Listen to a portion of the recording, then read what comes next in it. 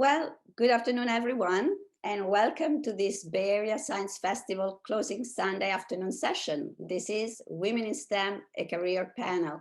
And I'm Rosaura Valle, and I am so pleased and excited to host this event on behalf of the San Francisco branch of the American Association of Women University Women in collaboration with the UCSF Science and Health Education Partnership. I have been myself a fan and a supporter of the Bay Area Science Festival for many, many years, and I am absolutely thrilled to bring you this event today. I am a scientist. I spent many years as a biotech professional. I'm passionate about STEM education, and I joined AUW 3 years ago with the goal of improving access to STEM careers and college education for women and underrepresented students in STEM. And today, you will hear from 4 amazing women who are studying in a STEM field or are actively working in a STEM field. But before we do, I'd like to take a couple of minutes to set the stage here. The year of 2020, it's not only the year of the coronavirus pandemic, it's also the 10th anniversary of BASF. And it's also the 100th anniversary of the ratification of the 19th Amendment to the US Constitution, a milestone in the process of granting women the right to vote. 2020 is also the year where 3 women have received the Nobel Prize, the ultimate recognition in research, 2 in chemistry and 1 in physics. And therefore, it's only fit that we celebrate women in STEM today, and that we encourage and support not only women, but all underrepresented students in STEM. So this is how the event will flow. Each one of the panelists will give a short introduction about herself. Then they will answer 4 broad questions that I have for them related to their career in STEM. And towards the end of the event, we'll take 15 minutes or so to take questions from the audience, and during the session, the audience will be able to use the Q&A function to ask questions to either all panelists or a given panelist. And then we have Kelly and Rolly backstage from AUW SF branch, who will help with the questions and asking them directly to the panelists. So we encourage the audience to ask questions, as asking questions is the fundamental basis of scientific investigation. So don't be shy. And if we cannot answer all the questions today, our panelists have been kind enough to provide their own email addresses in our event page in the basf.org 2020 website. And so you will be able to connect with them further if you so wish. And now, with no further ado, I have the honor and great pleasure to introduce to you our first panelist, Dr. Kathleen Yip, who is an emergency doctor at UCLA. Kathleen, let's hear from you. A short introduction. Hi, everyone. My name is Kathleen. I currently work as an emergency doctor in Los Angeles. And just a little bit about me. I was actually born in Silicon Valley. I grew up there. I stayed there for the first 18 years, and I wanted to go somewhere warmer. So I went to UC San Diego for college. Growing up in Silicon Valley, you know, the big emphasis is always on science, technology, engineering. So my dad was an engineer. My mom is a nurse. And I grew up in a big science background. That being said, I had so many career options that I thought about growing up. I wanted to be a dentist. I don't know why now, but I wanted to be a dentist at one point. I wanted to be an archaeologist. I wanted to be an astronomer. I wanted to be an engineer like my dad, because I saw that he played games at his desk a lot when he was at work. So I thought that was pretty fun as a career. But when it came time to, you know, pick a career path, I chose chemistry at UC San Diego at first, until I figured out that I actually really love biology too. So I changed over to a biochemistry major, and I did a lot of research while I was there, working in a wet lab. I also did a lot of like health outreaches. I also helped put up a science fair, mostly for biotechnology. And I also did a lot of teaching. And so among all of those ideas, I came up with one goal that I had in mind, which was that I wanted to be an academic professor for medicine. And so when I applied to medical school, I got accepted to a place in Ohio at the Cleveland Clinic College of Medicine, and finished medical school, still with that goal in mind. Came back to California for residency in emergency medicine. And since finishing residency in 2019, I took on a job at the VA in the greater Los Angeles area, serving our honorable veterans and having an academic affiliation with UCLA. And so that's where I'm at right now. I actually work later tonight, overnight in the emergency room. Well, thank you for being with us at this moment, and thank you for this nice introduction. Eileen, that's our second panelist is Eileen Iniguez, who's a data scientist at Chevron.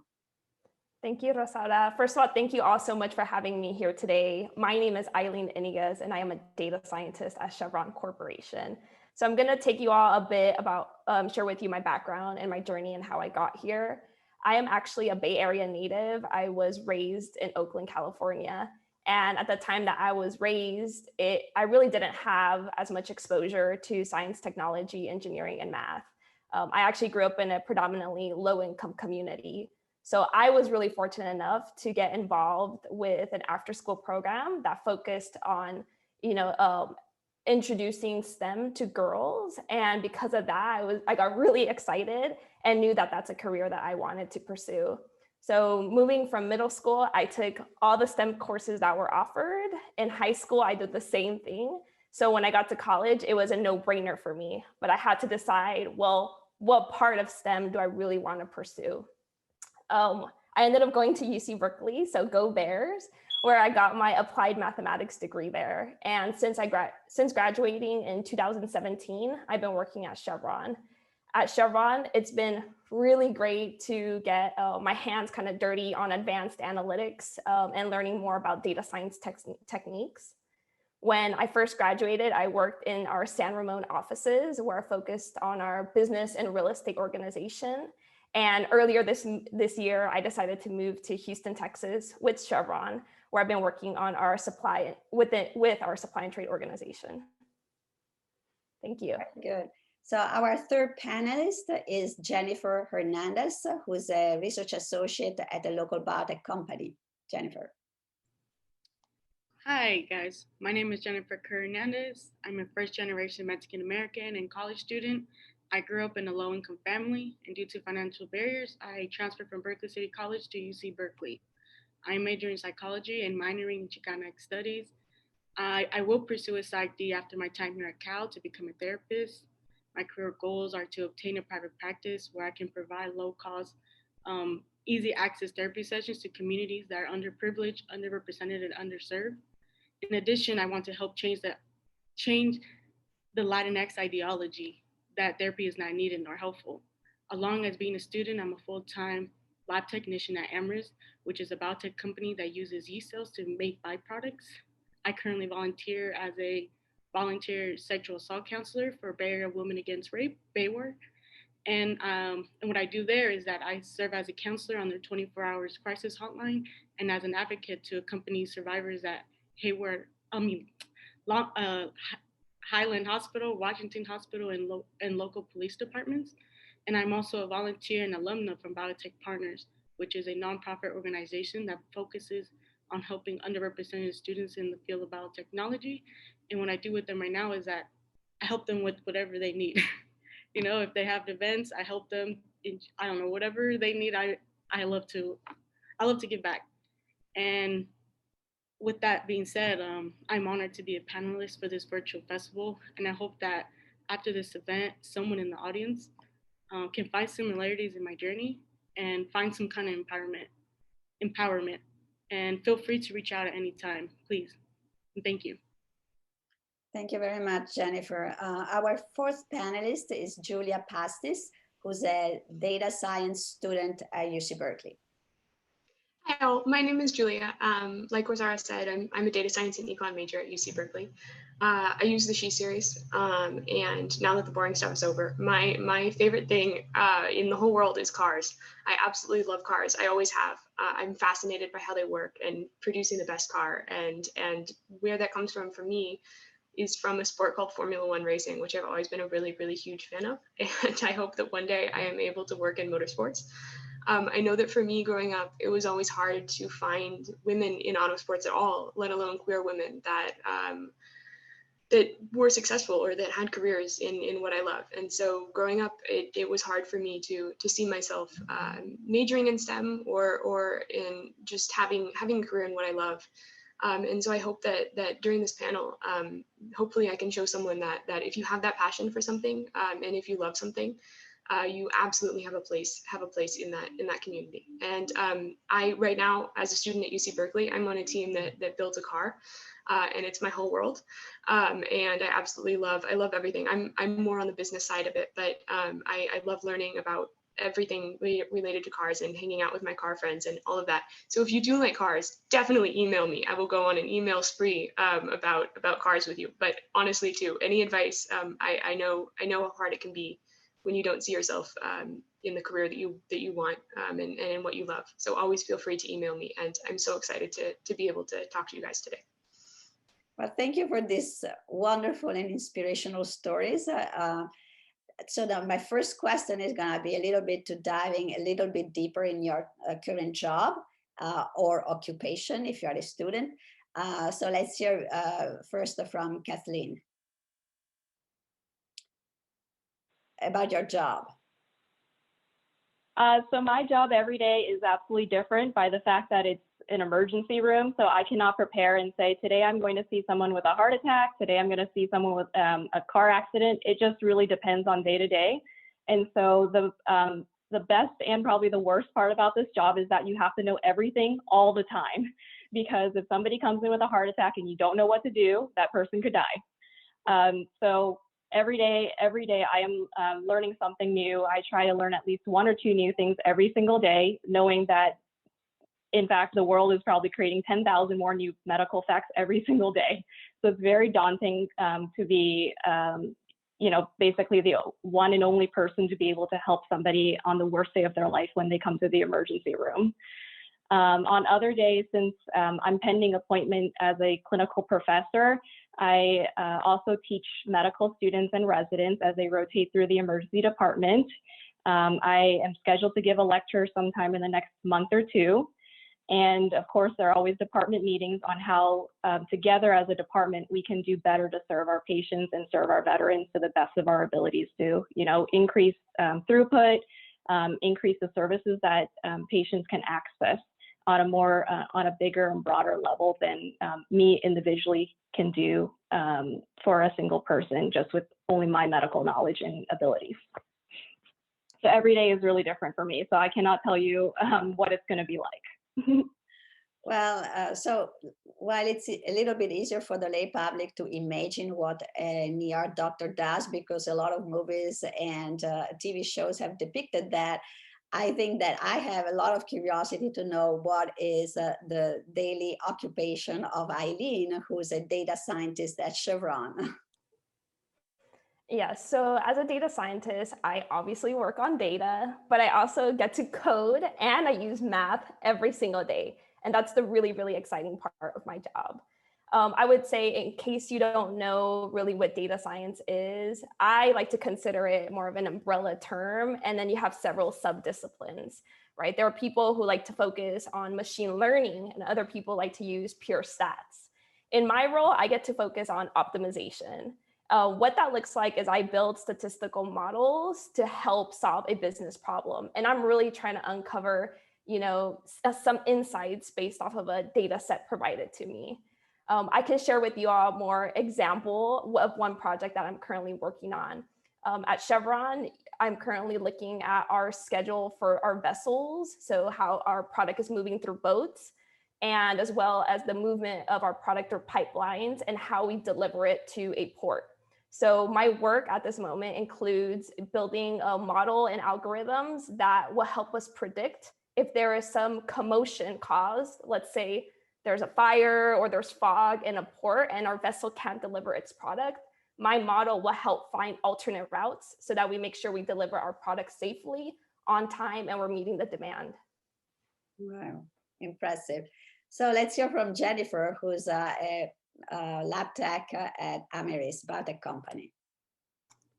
Hey guys, like was said, I'm a lab tech for Amherst, and basically, how can I say? I'm basically my department's called Lab Services. So we consider the scientists, the biologists, the chemists as our customers, basically. And what we do is that they submit requests of certain media, and the media is to basically feed the yeast cells, and they request it, and then next you know, my day is predicted, not versus like Kathleen's. Like hers is unpredictable. Mine is I can set my schedule, and which allows me to be a student as well. So I can basically set up my whole week, be like, okay, I'm making this media, but I have to deliver at a certain deadline, you know, and have to be sterile. I have to submit good quality because this will all obviously go into our manufacturing department. And I serve the fermentation department, and I make stock media for my team. So that way it's easier for my team to make media in a faster and smoother way, you know? And what can I say? As a full-time here at Amherst, I can say I enjoy being here, meaning like the culture rise. And I love how they support me with going to school. And actually there's 3 students in my team. So one of them is at USF and the other 2 at our East Bay. California State School. I think that's what it means. And yeah, so that's basically what I do. I can predict my time and all I do is just make media. I make food for yeast cells. Well, it's great that you can both work and study in the same time, and that with a predictable job, you can plan your schedule and be effective on both grounds. That's wonderful. Julia, what is your occupation as a data scientist student at UC Berkeley? Well, I think my time is split between school and a little bit too much time that I spend working on my car team.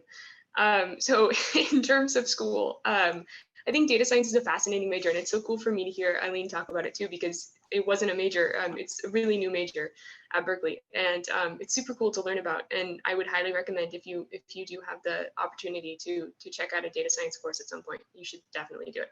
It pulls in a lot of different disciplines, like Eileen was talking about. You have stats and math, and definitely coding. And it's I think especially now in a data-driven world, it's so cool to be able to learn some techniques to interpret that data and to begin to sort through there.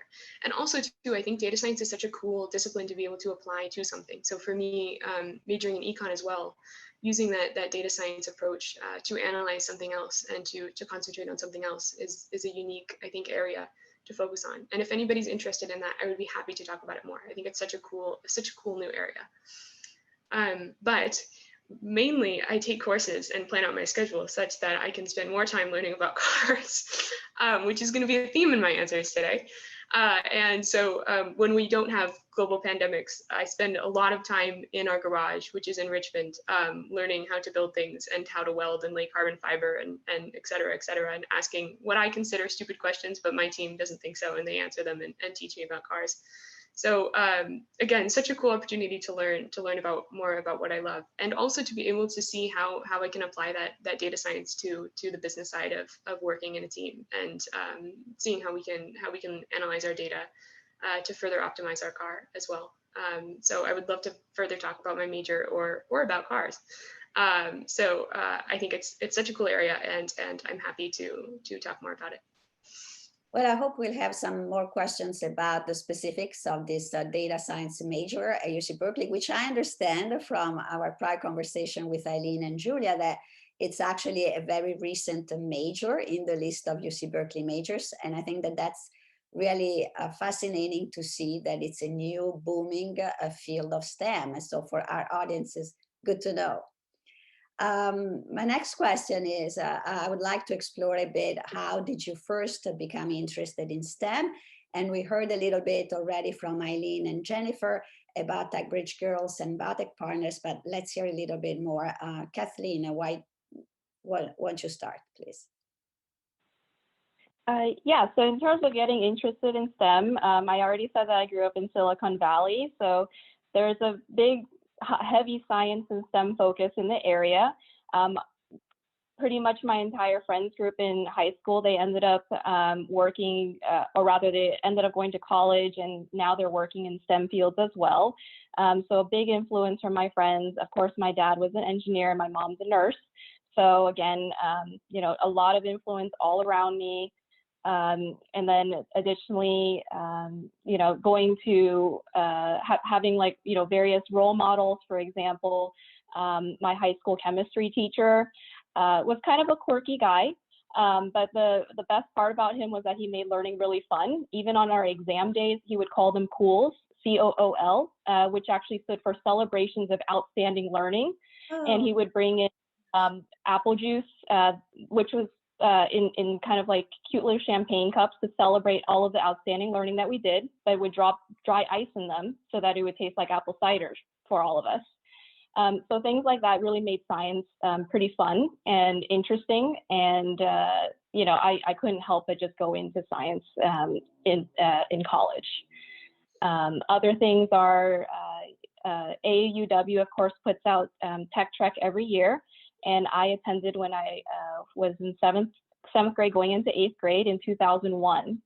And again, just being surrounded by a lot of, actually all women, who were very successful in their STEM careers at a time when there were fewer women in science and math, was also very inspiring in order to, you know, increase the diversity of our fields.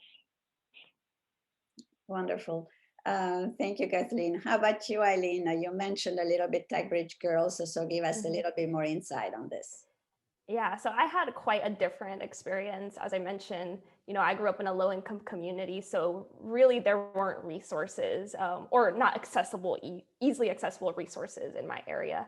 In fact, myself nor my family, we had little to no knowledge on what it meant to be an engineer or statistician. So it was through my involvement in a program called TechBridge Girls that really gave me that first exposure, and then that got me really excited about a career in STEM. So when I went into TechBridge Girls, it became a safe place for me to learn, like Kathleen said, to have fun. I think that's such an important part about STEM, and to really just go and play with like stuff that I didn't know about. TechBridge Girls, you know, they taught me how to solder. They taught me about circuitry, about how to use math on every single day. They also brought in role models and guest speakers, and that's stuff, you know, even a decade later that I still really remember very clearly.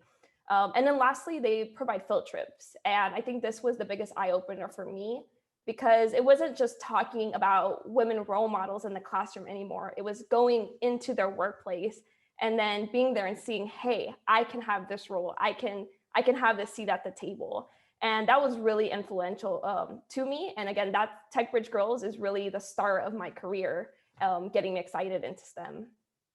Yeah, well, thank you. So you can, for the audience, we have on our resource page, on the event page, there are links to these wonderful programs that are very active in the Bay Area. And Tech Track is sponsored by AUW, whose mission is to promote education and equity for women and girls, and it offers 7th grade girls a 1-week summer camp on science and technology on college campuses every year. Let's hear about from Jennifer and about Biologic Partners. Hello, everyone again. So I did Biologic Partners, and it's basically a program when I started that was only in Berkeley High and Oakland Tech. Right now, I believe it's in other areas around the Bay Area. I want to say it's Marin and Antioch. I'm pretty sure. Not really, but you can find that out somewhere, I bet. So basically, the only reason why I did this program in high school was I had no idea what I wanted to do. I was 16, 17 years old, and I was like, don't know what I'm doing. My grades weren't great to do a four-year university. And the only reason why I heard about it was because my older cousins did this program 10 years before I did. So this program's been around for a while. And, you know, and they were all, it was like, at least you can get a good job out of doing this. And I was like, okay, making money was something I needed to do for my family. And basically this program starts from junior and senior year of high school. And during your summer becoming a senior, you get an 8-paid-week internship where if you meet the grades. And where I interned was at Alameda County Sheriff's Office Crime Lab. And I thought it gave me this interest where I was like, oh, I might be interested in forensics, you know? Did the 8-week pay interest, learned a lot. I enjoyed the experience, but I realized that was not for me. I did not like it. And that was a good thing because doing this program made me feel like, oh, maybe I should go into college and go into science because I actually found myself enjoying it. So what I did in senior was that I still applied to UCs and CSUs. And I did get admitted to all my CSUs, but my family couldn't afford it. I couldn't just leave my family without the income I provided them, you know, and it was something that I couldn't do. And thankful for Biologic Partners that they have a second component for community college, where basically is that you do community college with them, or you do for Peralta community colleges. And you check in with them all the time, and they give you a 2-year paid internship at the same time. So I was like, oh, great, you know, I can make money and I can still go to school. You know, it was something that I needed it. And I did that. I did my 2-year paid internship with Bayer Mission Bay in the molecular biology department under Thomas Thompson. And that's where I learned a lot of my lab skills. He gave me all his knowledge. He gave me insight on how to navigate the work environment, how to be professional, how to, just life in general. Because he also came from a life where he was low income as well. So he knew the struggle of being in college and being in low income.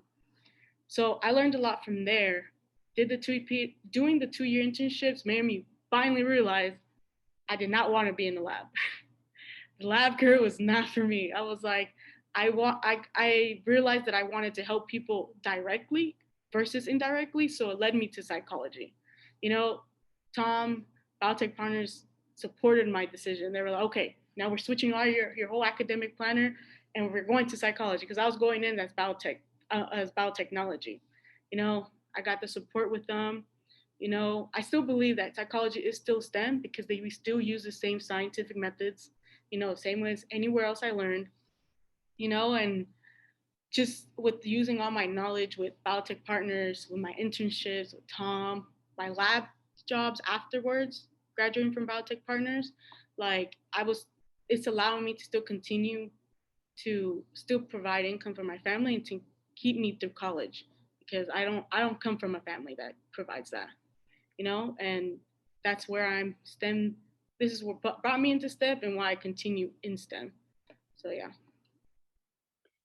Wonderful. I like how your own experience in the biotech led you, and I did a lot of mini preps myself, led you to figure out that it wasn't exactly what you wanted to do, but you wanted something that was more human, linked to more human, helping human beings. So it's wonderful. And yes, there is a lot underlying neurosciences, underlying all, you know, psychology, and the psychology method of researching is also research-based methodologies.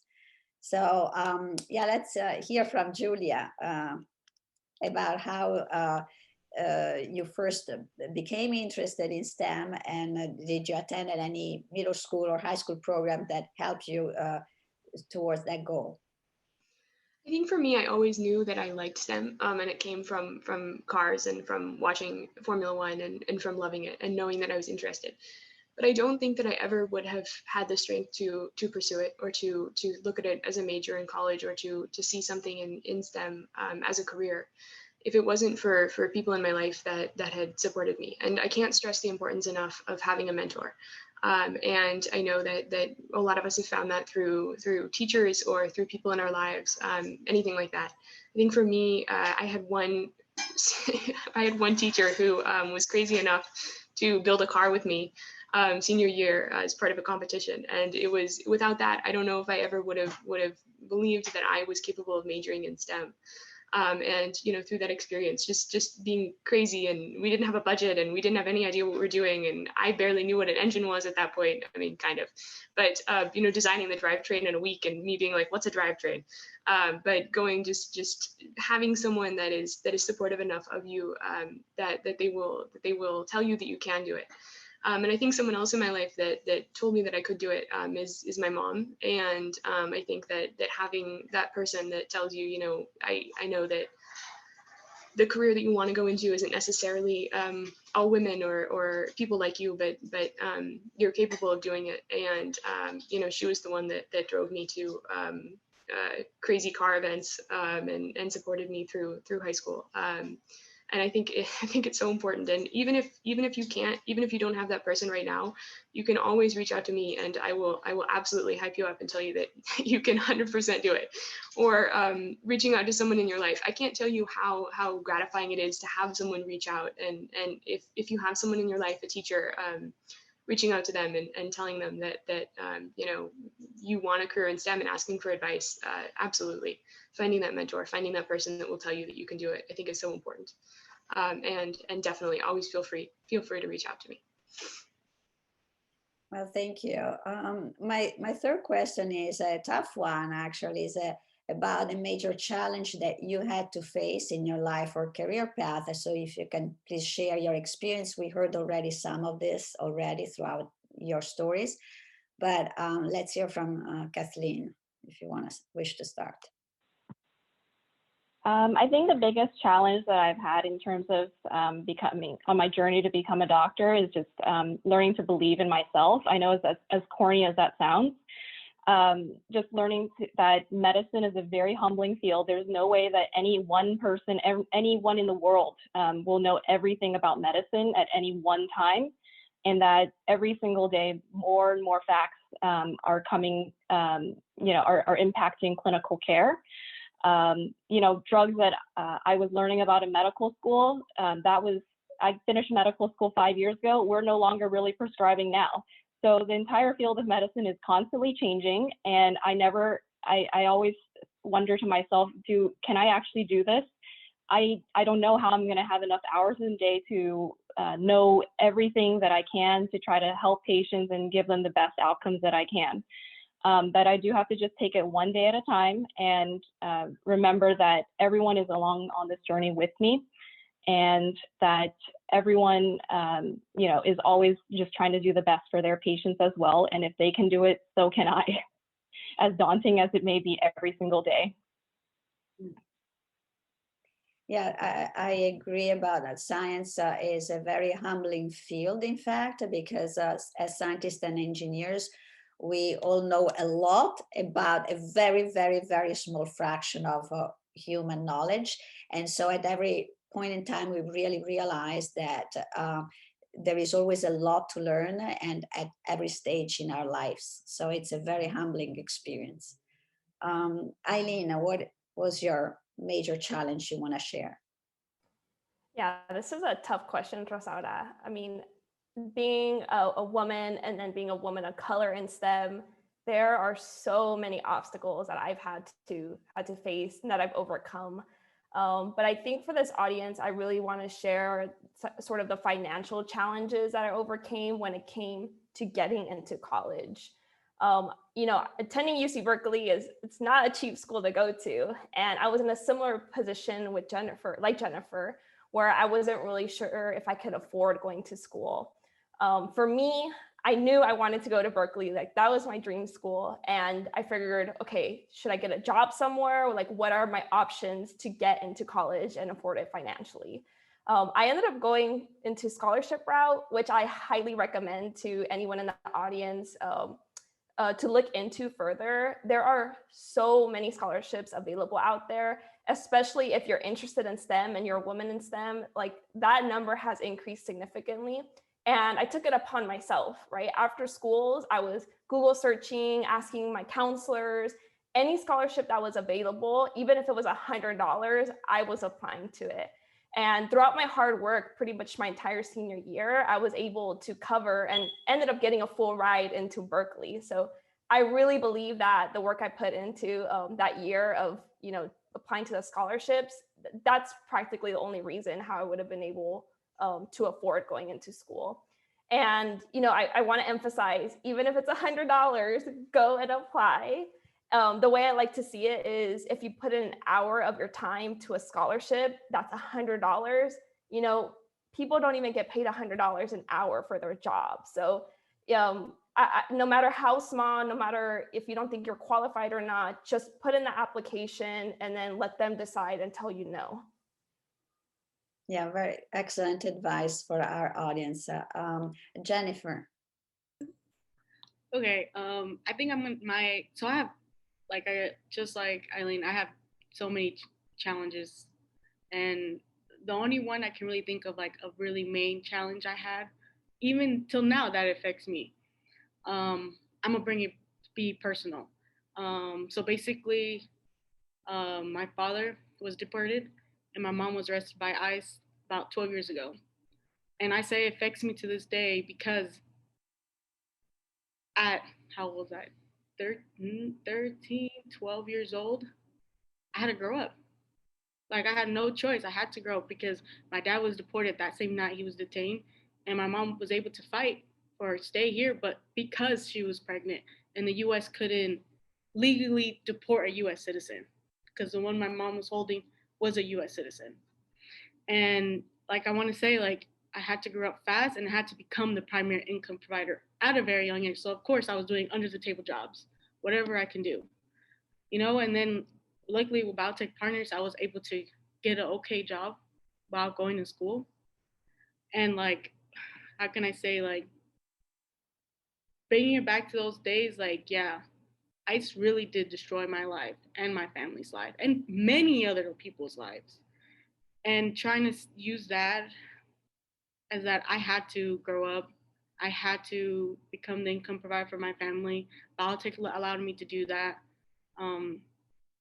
And literally, finally, my family started to get financially stable, meaning like I was providing money for my family here and for my father in Mexico, because getting dropped off in a country you haven't been in 30 years, how can you provide for yourself? It's impossible. Okay, so I had to make that money for him, and I had to make that money for my sisters and my mom here. And we're finally everybody's getting their jobs again. Ever since that happened to us 12 years ago, boom, COVID hit. Many jobs got taken away. My mom lost a lot of income. My dad couldn't provide for himself because people in Mexico make money and feed each other by selling their goods on the streets. So how can they even do that? You know, so I was hoping that going to Cal, I was gonna be able to do a student job, but I couldn't. So I'm lucky that Amherst still kept me, that I'm still here, and so I'm still providing for my family to this day. You know, so my challenge there would be balancing school, life, and work, all of those three things. And that's a big challenge in my career, like going into psychology, wanting to become a therapist, and providing for my family. And like I said, that's one of the main challenges I face. Well, thank you, Jennifer, for sharing your experience. I'm sure that the strength and the determination that you have all demonstrated in these challenges, I hope that this helps being a source of courage and of inspiration to some people in our audience who might have experienced similar things. Julia, how about you? Okay, first of all, I just have to say those stories are absolutely amazing, and I think it's so inspiring to hear what you guys have overcome. And I think for me, growing up, what I struggled with was more internal, and feeling like I wasn't worthy of people respecting me or seeing myself in a career. And I think a lot of that came from hating who I was, and not being able to accept who I was, and for a long time believing that I needed to change, or that I needed to be someone different than I was in order to be loved.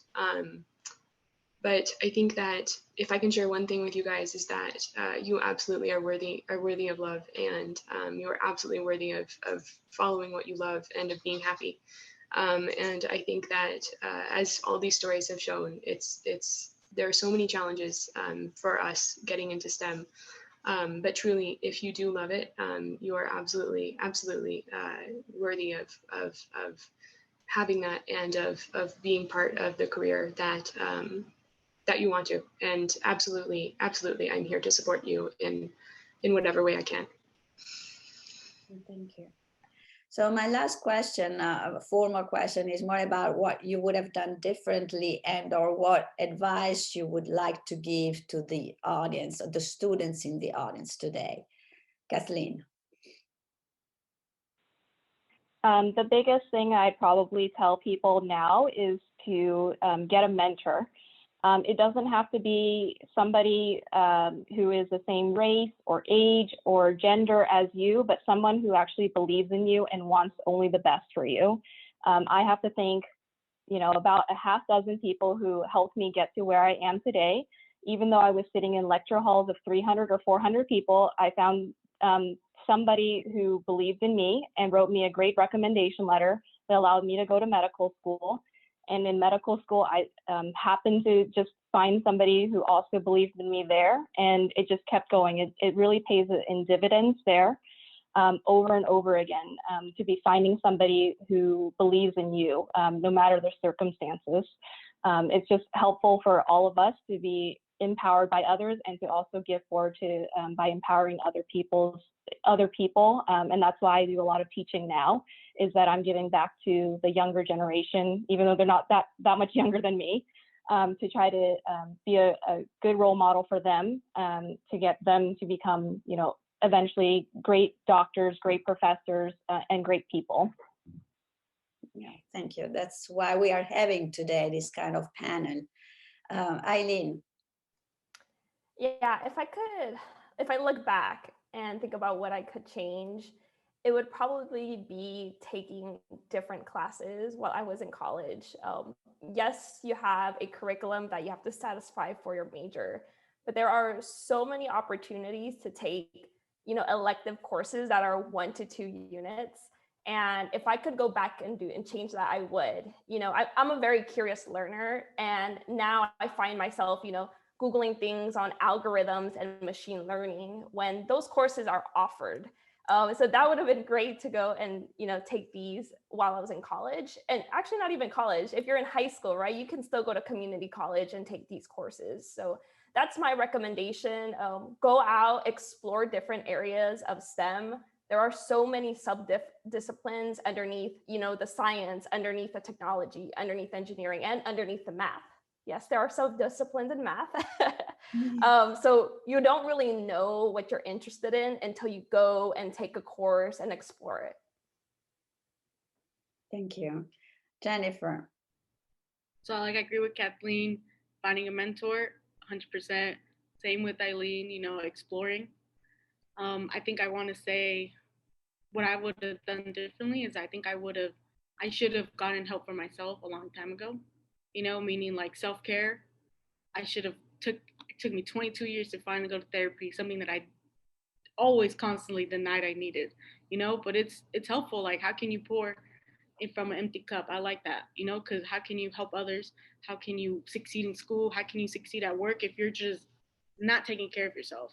And I really encourage everybody to take that time, all the time, take care of yourself. And yeah, that's what I would advise. Great advice, Julia, that we should take at different steps of our lives, for sure. Julia, how about you? I think that if I could go back to my 10-year-old self, I think I would tell her that she should just stop trying to pretend who she thinks she should be, and just embrace what she loves. I think for a long time, just denying that I wanted to, that I liked cars, or that denying who I wanted to be or who I was happiest. I spent a long time believing that I needed to try to be something else, and truly I haven't been able to be happy until I embraced what I loved and let myself do what I loved. And I think that everyone listening to this panel loves STEM, and just go for it. Do everything that you can in STEM. Do what you love. Life is too short, and passes too fast for you to spend your time doing something that you don't love. And if societal pressures are telling you to do something that you don't love, ignore them and do what you want to, and embrace what you want to. And absolutely, I would encourage you to do that in whatever way you can. Thank you for this amazing advice from the four of you. And I'd like to turn now to Rolly and Kelly and look at the Q&A that we have and try to answer some of those questions.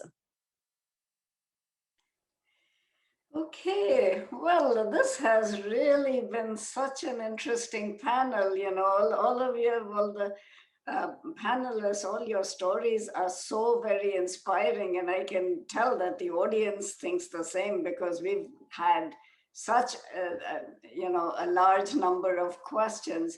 So let me start with this question, and this is for you all can decide who wants to answer. It says, as a high school senior who has an interest in everything STEM, what do you suggest? How could one narrow down a field of study?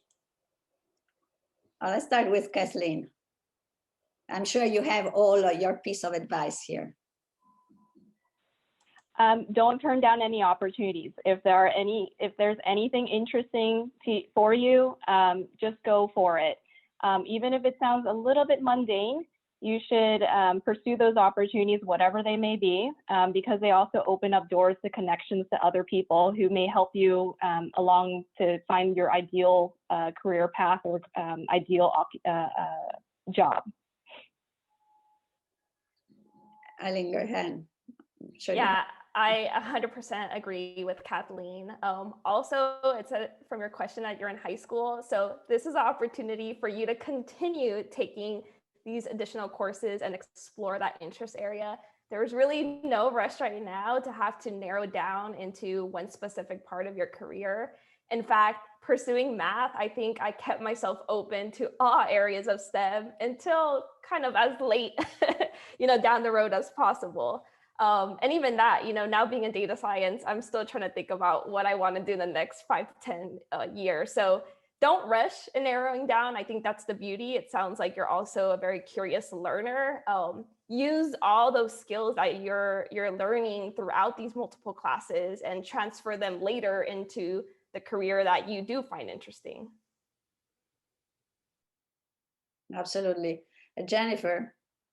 I agreed with Kathleen and Eileen as well. I think what I'll say is, if you can get an internship, get it. Like I did 2 internships and realized it wasn't for me, and that's okay. That's okay that you finally realize that after taking, I don't know, some class or some internship that you don't want to do that. That's okay to just flip it, And I also want to say that reach out. If you can't get an internship, reach out to a professor, a teacher, someone's dad, someone's mom, anybody, and just be like, hey, right now virtually, can we sit down, and chat and see, you can see the insides of what they do every day, and I think because closed mouths don't get fed, and I like that as well, just reach out and ask. Excellent. Julia? I would say too, as someone who just transitioned from high school to college, I felt a lot of pressure to know exactly what I wanted to major in when I came into college, and you definitely don't have to. I think, there's the beauty of going to college is that you can take a bunch of classes, and hopefully, like at a school at Berkeley, you have to graduate. So taking all those classes and finding what you love, and if you have a professor that really sparks your interest, feel free to change your major. That's the beauty of college, and you can find what you love. Rolly, let's back to another question. Okay, Kelly, would you like to ask the next one, or should I just carry on? Sure, I have one. It says, do you notice in your daily work or school interactions that women and minorities are underrepresented in your field, or do you see any progress in that area? Kathleen? The greatest part about being a part of medicine now is that more than 50% of the people entering medical school now are female. So that translates to, by the time that I grow old, the majority of the the doctors who are going to be seeing me when I'm old are going to be female. So I think that's wonderful for girls everywhere to have inspiring role models who are entering these sorts of professions that are traditionally thought of as for males only. In terms of underrepresented minorities, year after year, we're increasing diversity in medicine. Of course, there's so much work to be done in that field. But my residency program, my medical school has gone above and beyond in terms of trying to recruit underrepresented minorities to be seeing the patients that look exactly like them in the hospital.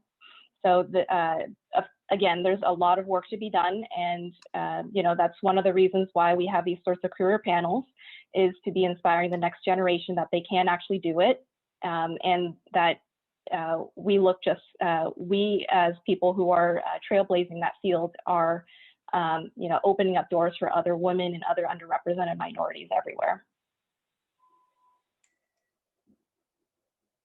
Yeah, so I can share, while I was in school, I actually didn't see a lot of representation.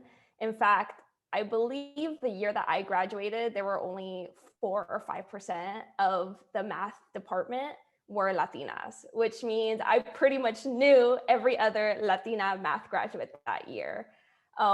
But I would say once I started getting into the industry, I started to see a lot more representation.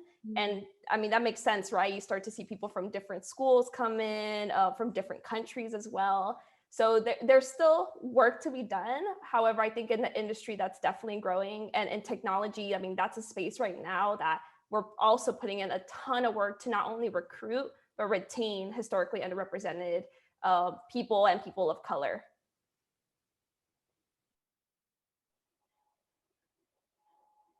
Okay, I think I could go and just say that I agree. I think we're almost there.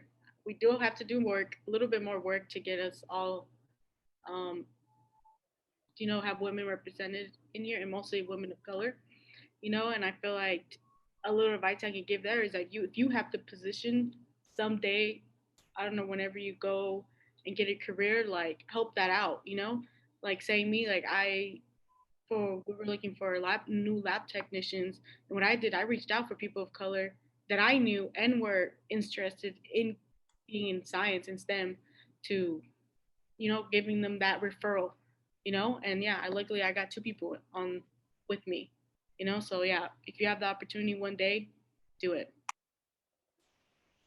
I want to say too that from the other side as well, I mean, my being in cars, I'm more or less the only girl that I know that wants a career in motorsports, but that doesn't mean that the men that I'm around and friends with aren't supportive. I think that that's changing as well, and I think that having men who like recognize that it's hard and having them point out in meetings that I'm the only girl and like that sucks, and we need to have people that are getting more girls and are trying to get more girls involved in our team. That is amazing, and it's amazing to have help from the other side as well. And I think that it's going to be a process that involves everyone and continues to involve everyone, and I think it is changing from that side as well. Something positive. Rolly? Okay, another great question. How would a student in high school gain a mentor in industry? Thoughts? Well, I'd say that's programs like Biologic Partner, TechBridge Girls, and Tech Track are helping with that. But let's hear from Kathleen. In your profession, are you participating in something that, for example, puts you in touch with new students or younger people, or how are you trying to mentor younger students? Within the hospital itself, it's pretty limited, but I'm always open to people if they're interested in getting like personal mentorship. You can always email me. I respond very quickly in that sense. But in terms of getting any sort of internships within the hospital, it's probably a little bit limited now due to the pandemic.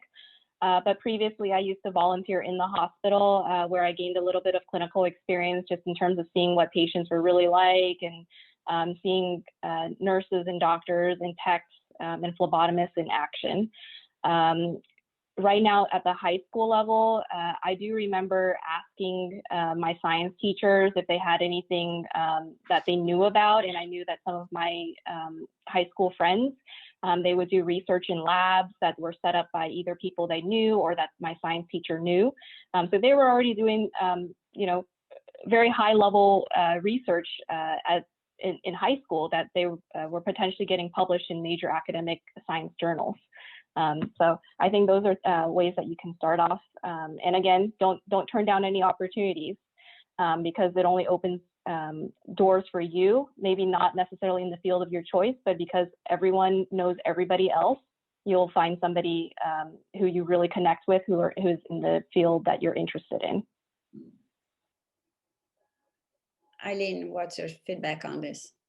Yeah, I would just like to share that there are two types of mentors in my in my eyes. There are the formal mentorships and then the informal. So even my peers, like my best friends, my sister, I consider all of them informal mentors in my life. And then if you're looking more for formal mentors, then there are a lot of opportunities online. Just Google searching, finding a mentor, a STEM or a STEM specific mentor in my area, that should help partner you with an organization that does these formal mentorships. And then also asking like your guidance counselors, your career counselors on your campus. They should definitely have resources that may tie like a high school student to a college student. Jennifer. Okay, what I'll say is that I agree with Eileen. There's two different types of mentors. And if you want a formal mentor, I'll say check in with your high school, check in your community college, check in with your four-year institution, whatever programs they have, because I bet there is programs like Biologic Partners, like what I experienced, that can help you that. And don't be afraid, ask, always reach out. You have all of us, our emails, reach out and just be like, hey, like, I'm interested in this. I'm from here. I'm a part of these many communities, and you never know if maybe Julia, Eileen, or Kathleen, we know people are like, oh, I know somebody that I'm gonna connect you with. It's all about networking, we know so many people, and I bet you know so many people as well. Like, just reach out, ask to have a coffee virtually, hopefully later on have a coffee in real person, and just ask those questions. Don't be afraid. And I would say, just like Jennifer too, I know how scary it is to send an email and not know the person, because whatever but honestly, what's the worst that can happen? A, they won't respond and you will have wasted 10 minutes, and that's okay. Or B, they will respond and they'll say sure. And I think too, like, something that I didn't understand is that it's so flattering to be asked for help. We've all been through it and seen how hard it is, and to have an email from someone be like, this is hard and I need help. We want to help you. So definitely, if you can, I know how hard it is, but it definitely is rewarding if you're brave enough to do it. Absolutely, I totally agree. Roly, Kelly, come on with, I see lots of Q&A here. Lots of wonderful questions. Yeah, there's lots of Q&A, and there's several questions. First of all, it's fabulous that we have high school as well as college students asking questions about work-life balance, and school, work, personal life. So maybe you can talk about, especially during the pandemic, how you're trying to balance all of those things. Oh, that's a tough question. Okay, Kathleen, I'm eager to hear your advice. I don't know if I have a great answer to this question. Things haven't changed too much, other than the fact that I don't really see my friends in person as much anymore. I recently got married, woohoo! So we had a socially distanced sort of gathering with just only immediate family. And you just have to try to carve time out of your day to do things that are really important to you. That's all I can really say, especially during this sort of pandemic right now. Eileen. Yeah, this is a tough question. Similarly, my work hasn't changed that much because I'm typically behind a computer coding. So, I can do that from the comfort of my home. But the challenge has been those interactions, right? Like seeing a human in person, having that conversation is something that I've struggled with and that I am definitely missing. But I think there are small steps that you can take, whether it's in your classroom or at work, that's turning on your video if you're comfortable. Like that makes such a difference, just seeing the facial reactions of your friends and colleagues. So if you have the ability to do that, I would definitely recommend. Jennifer, but how about balancing career life? I mean, I think that was part of also of your struggle as so young to provide for your families. Incredible challenge. Thank you. I think one way I can say to balance work, school, and life is being organized. I think being organized is really important. You know, organize your emails. Like I'm telling you, that helps me a lot. Having a Google Calendar, like it allows me to be like okay, I'm not missing no meetings. I'm not missing any class. I'm not missing any tutor office hours with my professors. Like I have that all in my Google Calendar, and and I make sure I even write lunch, dinner, and breakfast because it's really easy to forget to do those things because you're constantly busy dealing with live school and work, and I honestly say like get yourself organized, and it's rewarding after you go through all your emails and have zero, because I remember I used to have 12,000 emails in there, but organizing, labeling all your emails, using Google Calendar, like I really recommend that, if you're going to college or even high school, start early, or in 8th grade, start early. Julia. I think, okay, so for me, personal, just for a hot sec, I struggled with eating disorders in high school, and I think a big part of that was that I didn't take time to appreciate myself, and I just always told myself that I should be working and I wasn't doing a good enough job, and et cetera, et cetera. And I think that it's so important for me in college to realize that you don't always have to be working. And if you aren't always working, you actually are more productive, which is so mind-boggling for me. But actually, if you take time off and you don't do school, when you come back to school, you're more productive and you aren't thinking about how much fun it would be to be doing something else. And another piece of advice too, I think, is that if you find something that you are passionate about, it doesn't feel like work. And if you can find that thing, and you can find the thing that genuinely interests you, it doesn't feel like school. It doesn't feel like you have a job. It feels like you're doing something that you would be studying outside of it, or Googling outside of school, outside of class. So 2 quick pieces of advice. Rolly, back to you. Okay, so changing gears a little bit, there's a question about scholarships and what grade would you recommend applying for scholarships? And our moderator from BASF, Rebecca, would like to answer this question. I'd like to give her an opportunity to answer that. I'm sorry, I clicked that by accident. The thing moved as I was clicking type answer for putting in a resource in a different question, so I didn't have an answer to that.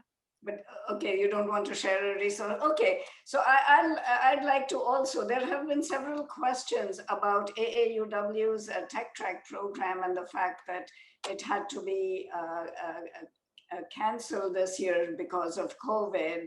And also there are questions that, well, so that's a program for those who have not attended it. That's a 1-week STEM camp for rising 8th graders, which is held in the summer. And so this year it had to be canceled. And so now the question is that, those students are going to be rising 9th graders next summer. And so they're saying, well, what opportunities are there for us? And, unfortunately at AAUW itself, that's the camp we do every year for rising 8th graders. So there isn't an opportunity with Tech Trek, but there are a lot of camps for different age groups, some offered by different colleges and universities or other organizations. So I think that it would be worth checking those out. But I'd like to throw that out also to Rosaura, Kelly, and the panelists, if there are other answers you would like to say for that. What are other opportunities for these students? Well, the question was more about a scholarship. We had a number of questions for scholarship. At what time would you be? What site would you recommend, Eileen? And someone from AUW who stresses that actually AUW offers some scholarship for graduates who are finishing their degree, actually their undergrad degree. And so, Eileen, give us a little bit more feedback for scholarship for UC Berkeley. Absolutely. A quick Google search will go a long way here. I can't put into words like the number of the number of scholarships that are available out there. A great resource is to ask your counselor in high school. That is one thing that I did. I always made sure, like, hey, do we have any new scholarships out there? What can they apply to? So reach out to your guidance counselor, Google search. Also, you're not limited to scholarships just, as a high schooler going into college. Like, there are scholarships for every age group, right? No matter where you're at in your educational studies or even in your career. So you could be completing your undergraduate, you could be a graduate student, and there are scholarships out there. The last thing I would check out is if you know, let's say, of a specific company that you're interested in. For example, at Chevron, like if that's a company that I knew I wanted to pursue, if you go directly into that company's page, there tends to be a resource tab, and a lot of them can point you into scholarships that company is offering. Jennifer, any additional comments from the panelists on the scholarship? Yes, I will agree with check in with university, like your guidance counselor. And honestly, if you're going from high school or if you eventually transfer, I recommend doing transition courses. And I want to say one of them at Cal, and I'm part of it, it's called Navigating Cal. It's called NavCal. And it's all about scholarships. Like, they have given me a whole template of every month, their due dates, and I get graded by submitting scholarships, and that course or that organization at Cal has made with all the scholarships, all the students, we have received around $1 million, and it's all free and it's all in our pockets, right? And so I totally, wherever you go through a transition course, because it's extremely hard to go from high school or go from community college to a whole new different place. You're most likely you're not with your family, or you're just like a first generation.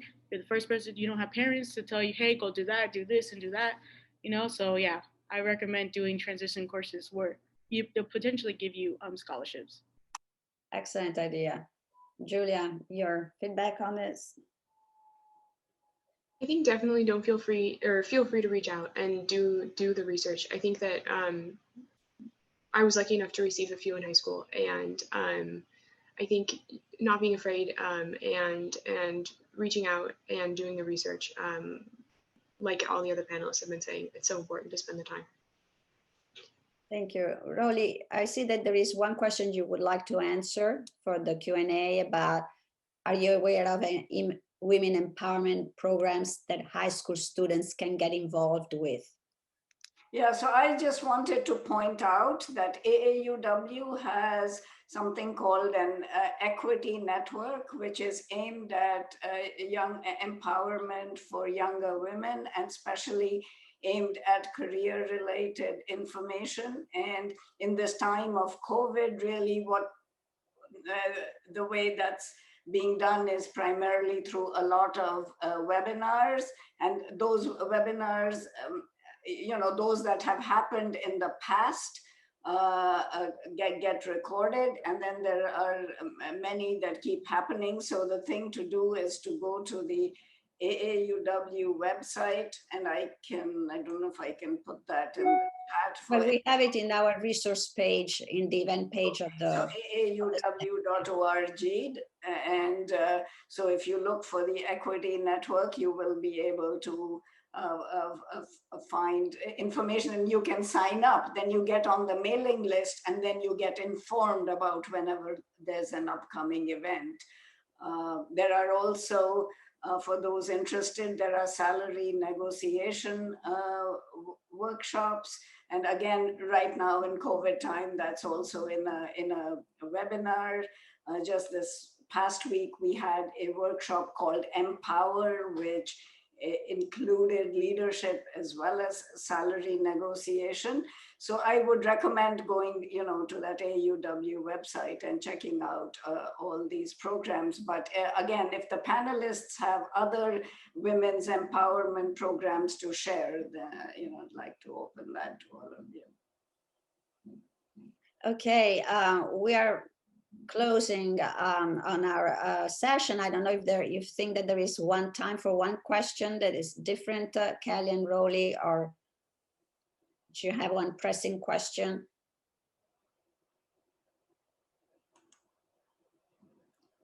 I think we've done a good, there were a lot of questions, so it's, unfortunately, there wasn't the time to address all of them, but I think that we did a good cross-section of the questions and covered a lot of topics there.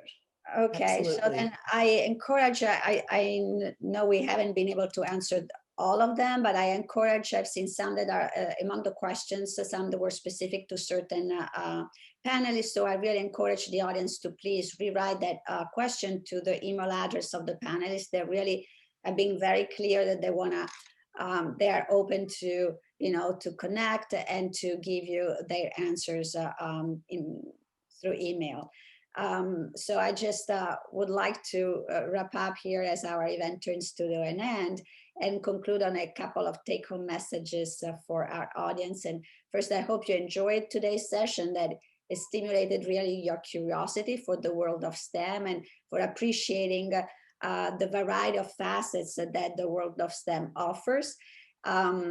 It was really an exploration of different careers, and I am stunned personally as a biochemist myself that the diversity of these fields of studies. And my firm belief, however, is really that STEM education offers a fulfilling and meaningful life, and it gives us really an opportunity to make a difference in our community and to contribute positively to the society we live in.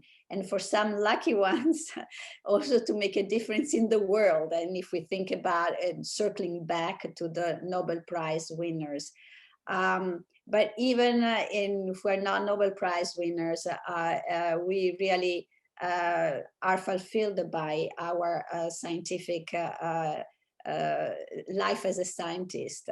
And even if it humbles us, as we mentioned before, and I think it reminds us that we always have to learn at every stage of our career. And if there is anything that this year of the pandemic taught us, is actually the place of science in our society. And that leads us to the second take-home message, which is the place of women in STEM, which was back the title of this session. And while there has been a lot of progress done, as it seems still that there is a lot of work to do to facilitate the access of women and all underrepresented students in STEM. And I think we should all try to do our part to support and encourage that. And so please keep up the conversation, and especially for our young audience to do their share and as they enter the STEM field, hopefully. So I just want to thank you all personally. Thank you, Kathleen. Thank you, Aileen. Thank you, Jennifer. And thank you, Julia, for sharing your personal experience as well.